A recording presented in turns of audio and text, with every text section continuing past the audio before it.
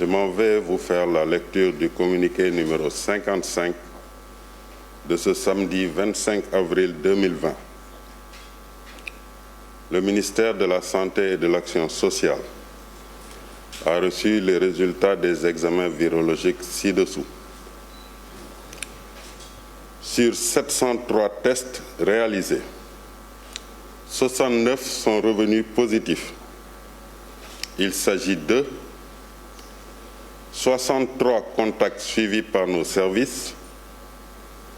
6 cas issus de la transmission communautaire, dont 1 à Colobane, 1 à Mbao, 1 aux Parcelles Assainies, 1 à Niayes Thioker, 1 à Mbacké et 1 à Nioro. 14 patients hospitalisés ont été contrôlés négatifs et déclarés guéris. Aucun cas grave n'est à signaler dans nos structures de réanimation. L'état de santé des autres patients est stable. À ce jour, 614 cas ont été déclarés positifs, dont 276 guéris, 7 décédés, 1 évacué et donc 330 sous traitement. Le ministère de la Santé et de l'Action sociale exhorte les populations au respect strict des mesures de prévention individuelle et collective. ci wolof ma jàngal leen communiqué bu ministère de la Santé et de l'Action sociale tey ci samedi ñaar fukki fan ak juróom-ñett ci weeru avril bi ministère de la Santé et de l'Action sociale jot na résultat examen virologique yi may waaj a lim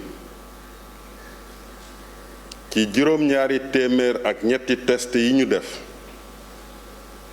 juróom benn fukk ak juróom-ñeent ñoo ci positif maanaam juróom benn fukk ak ñetti cas contact juróom benn cas yoo xam ne ci transmission communautaire bi la ñuy jóge benn ci Colobane benn ci Mbao benn ci Parcelles Assainies benn ci Niayes Thioker benn ci Mbacké ak benn ci Nioro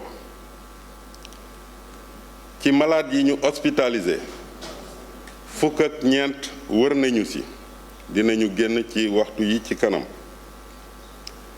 ci suñu structure yi nga xam ne foofu la ñuy def malade yi nekk réanimation benn cas grave amul ci structure yooyu yeneen malade yi nga xam ne ñu ngi leen hospitalisé ñu ngi am tan ci bésu tey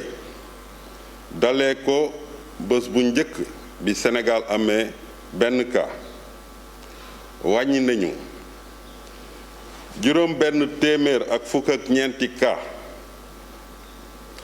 ñaar téeméer ak juróom-ñaar fukk ak juróom benn wër nañu ci juróom-ñaar ñàkk ci seen bakken kenn ki ñu évacué ko ci dëkkam mu des ci suñu structure yi ñu leen di faj ñetti téeméer ak fanweeri malade yoo xam ne ñu ngi leen hospitalisé ministère de la Santé et de l'Action sociale mu ngi dolli di woo askan wi ñu sàmmoonteeg digle yi nga xam ne ñoom la ñu joxe maa ngi leen di sant di leen